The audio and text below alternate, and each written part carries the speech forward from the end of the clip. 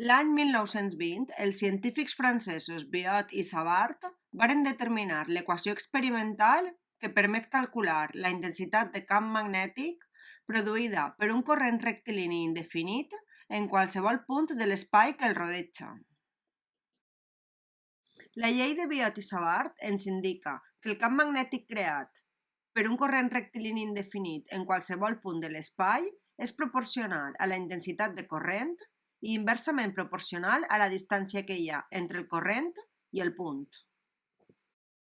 L'equació ens diu que la intensitat de camp magnètic és igual a la permeabilitat magnètica per la intensitat de corrent dividit entre 2pi per la distància a la que es troba el punt, on la intensitat de corrent es mesura en amperes i la permeabilitat magnètica en el buit té un valor de 4pi per 10 a la menys 7 tesles per metre per ampere a la menys 1.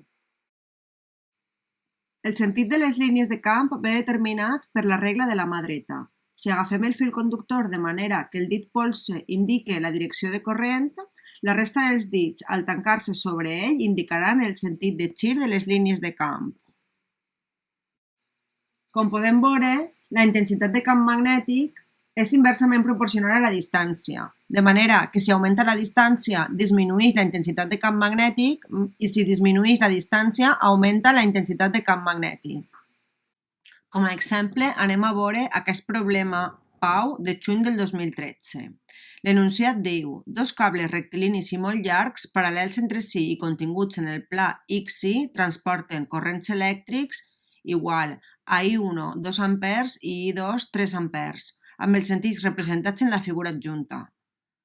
Determineu el camp magnètic total, mòdul, direcció i sentit en el punt P, i B, la força, mòdul, direcció i sentit sobre un electró que passa per aquest punt a una velocitat igual a menys 10 elevat a 6 metres per segon en I.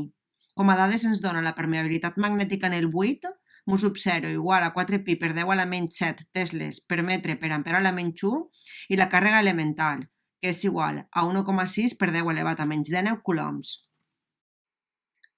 Per a calcular el camp magnètic creat per cada conductor utilitzarem la llei de Biot i Savart, que ve donada per la següent expressió. El conductor 1 es troba a una distància de 40 centímetres del punt P. I per tant, el camp magnètic creat per 1 serà igual a la permeabilitat magnètica en el buit, 4pi per 10 elevat a menys 7, per la intensitat de corrent, 2 amperes, dividit entre 2pi per la distància, 0,4 metres, el qual em dona un resultat de 10 elevat a menys 6 tesles. El conductor 2 es troba a una distància de 20 centímetres, és a dir, 0,2 metres. Per tant, el camp magnètic creat per el conductor 2 serà igual a la permeabilitat magnètica en el buit per la intensitat de corrent 3 amperes dividit entre 2pi per la distància. I me dona 3 per 10 elevat a menys 6 tesla. Per la regla de la mà dreta puc saber que el camp magnètic creat per el conductor 1 en el punt P serà cap a fora de la pantalla i el camp magnètic creat per el conductor 2 en el punt P serà també cap a fora de la pantalla, perquè ambdós corrents tenen la mateixa direcció i sentit. Per tant, el camp magnètic total serà el sumatori dels dos camps, és a dir, 10 elevat a menys 6 més 3 per 10 elevat a menys 6, que serà igual a 4 per 10 elevat a menys 6 tesla, cap a fora de la pantalla. És a dir, en la direcció positiva de l'eix Z. L'apartat B em demana que calcule la força creada per aquest camp magnètic sobre un electró que passa per aquest punt amb una velocitat de menys 10 elevat a 6 en l'eix Y. Aleshores, el que hem de fer és calcular la força de Lorentz. La força de Lorentz serà igual a la càrrega per el producte vectorial de la velocitat per el camp magnètic.